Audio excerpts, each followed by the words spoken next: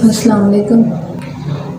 ਇਹ ਮੇਰੀ ਅੰਮੀ ਨੇ, ਇਹਨਾਂ ਦੀ ਪੈਂਡਸ ਫਟ ਗਈ ਹੈ। ਅਸੀਂ ਇਹਨਾਂ ਨੂੰ ਅਚਾਨਕ ਹਸਪੀਟਲ ਲੈ ਆਏ ਹਾਂ।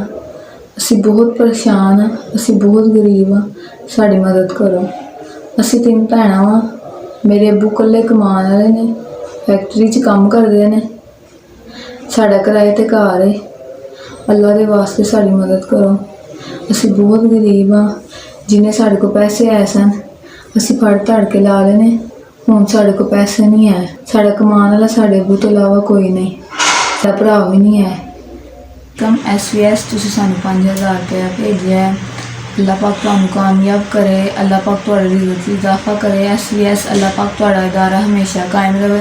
ਤੁਸੀਂ ਸਾਡੇ ਗਰੀਬਾਂ ਦੀ ਮਦਦ ਕਰਦੇ ਹੋ। ਅਸੀਂ ਬਹੁਤ ਪਰੇਸ਼ਾਨ ਸਾਂ, ਤੁਹਾਡੀ ਬਹੁਤ ਮਿਹਰਬਾਨੀ, ਤੁਸੀਂ ਸਾਨੂੰ 5000 ਰੁਪਇਆ ਭੇਜਿਆ। SVS ਅੱਲਾ ਪਾਕ ਤੁਹਾਨੂੰ ਸਿਹਤ, ਜ਼ਿੰਦਗੀ, ਤੰਦਰੁਸਤੀ ਦੇ।